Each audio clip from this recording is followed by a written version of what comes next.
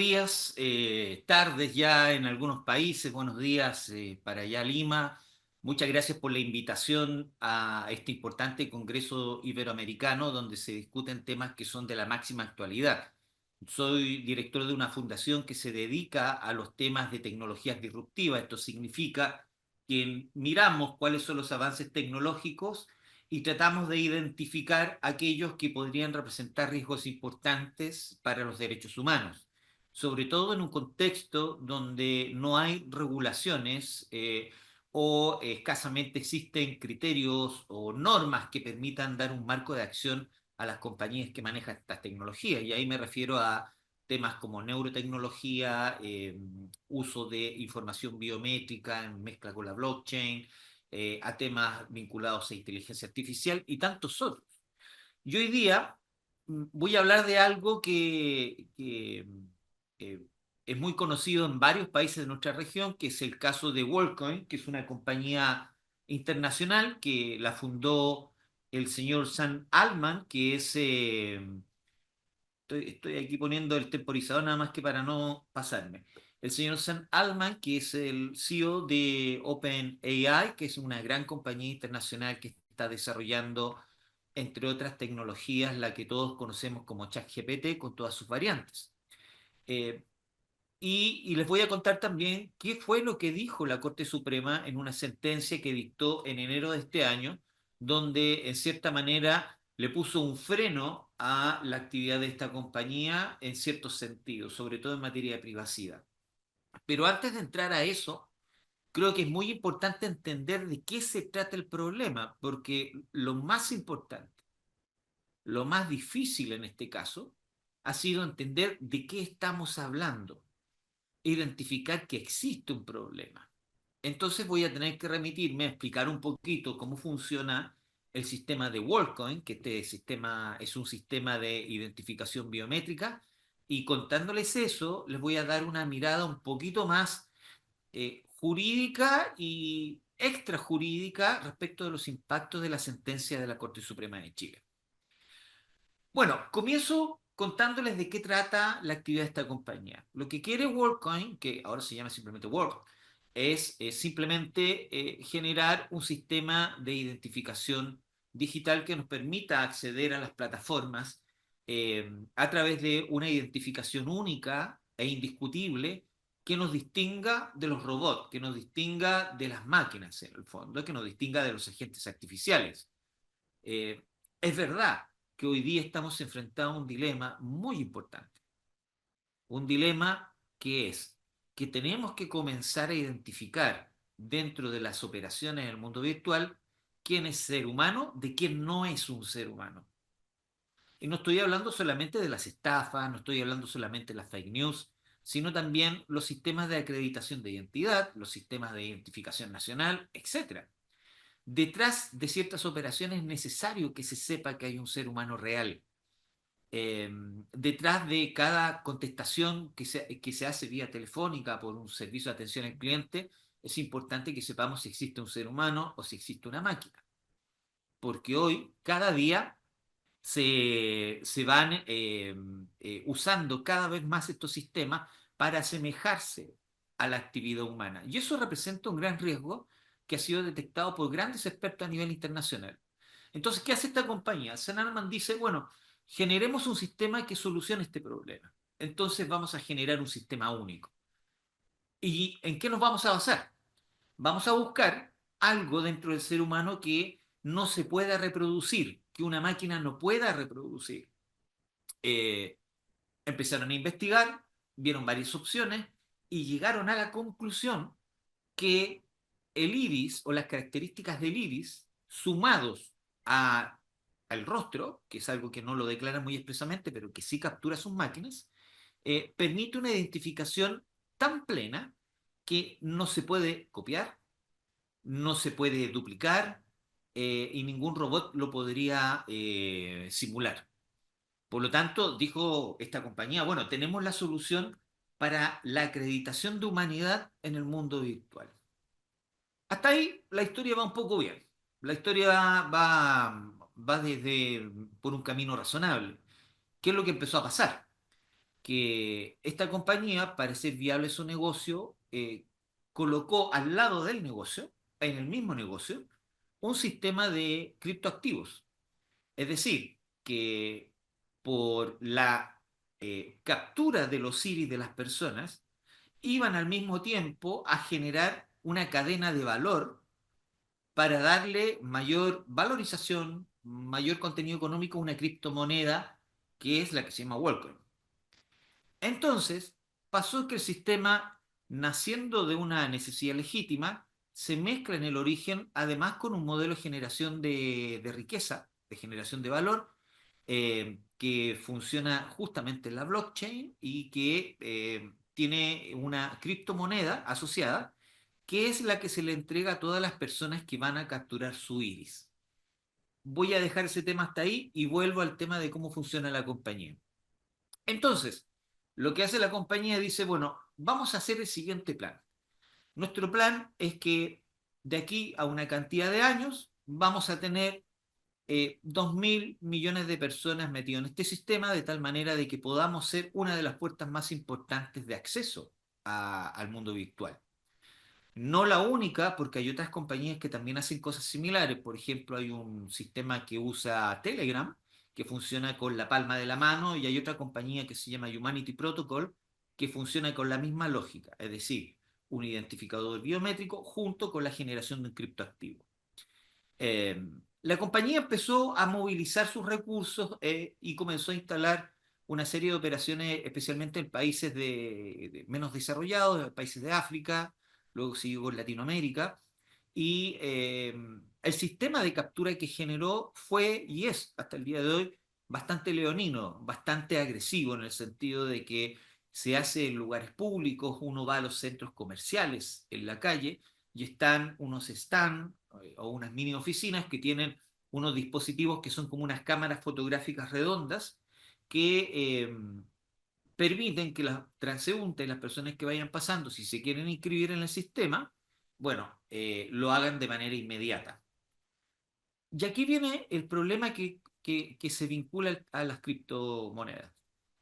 El incentivo que genera para que las personas entreguen su información biométrica es justamente la entrega de una cantidad de criptomonedas que, según los diferentes países y el tipo de cambio, más o menos corresponde entre 50 y $100, depende del valor que tenga esa criptomoneda. Y es un valor que la gente puede llevar a dinero local a través de ciertos procesos, porque hay unos brokers, unos intermediarios que compran esas criptomonedas, porque apuestan a que el valor de esa moneda va a subir y le dan a la gente una cantidad de dinero cuando se la dan, porque también ha habido mucho fraude en eso. Eh, Ahí es donde ya empezamos con los problemas de, primera pregunta, ¿es legítimo que una compañía que busca generar un sistema de identificación digital esté generando incentivos monetarios para capturar información sensible y personal como la información biométrica? Ahí hay una pregunta importante que después la Corte Suprema de Chile quiso responder. Eh, Otro punto importante tiene que ver con cuál es la postura de WorldCoin. ¿Qué decía la compañía? En el camino, la compañía empezó a desarrollar ciertas tesis que fueron y son hasta el día de hoy peligrosas para el mundo de la privacidad, para el mundo de los datos personales. Y es que lo que ellos plantean, dicen, nosotros capturamos efectivamente la información biométrica, pero no tenemos ningún problema de privacidad y de datos personales. ¿Por qué? Porque con la información biométrica del iris, lo que hacemos es, a través de un algoritmo, generar un identificador, un número, números y letras, un identificador alfanumérico único, que no es un dato personal, sino que es algo distinto y que eso se va a la blockchain, que justamente el señor Bruno, que estuvo antes en la exposición, habló bastante de la blockchain, así que me voy a eximir un poco de explicarlo, pero para decirlo en líneas bastante sencillas, es un sistema registral digital donde todas las operaciones son abiertas o más o menos abiertas y todas las personas pueden mirar en esos cuadernos esa información, pero entendiendo que esa información, mediante mecanismos de criptografía, mediante mecanismos que buscan anonimizar la información, no es posible saber quién es el origen de esa información. ¿Ya? Uno puede saber de dónde viene, pero no necesariamente saber la identidad personal. Por lo tanto, lo que dijo WorldCoin fue, mire, es que la blockchain tiene estas características y como tiene esas características, yo en realidad no me tengo que someter a las normas de protección de datos. Además, yo tomo la información del IRI y en realidad yo no la conservo, por lo menos al principio sí lo hacían, después dijo no la conservo, eh, que es un tema que todavía está en debate, pero más allá de eso, la pregunta que empezó a surgir es, si estas compañías empiezan a desarrollar estos modelos que pasan la información personal y a través de un algoritmo la llevan al mundo de la blockchain, eh, esto significa de que se tienen que eximir de las normas de protección de datos y que por lo tanto las personas, los usuarios, perdemos nuestros derechos ARCO de rectificación, eliminación, etcétera. En el fondo sería, en cierta manera, como entregarle a la compañía la posibilidad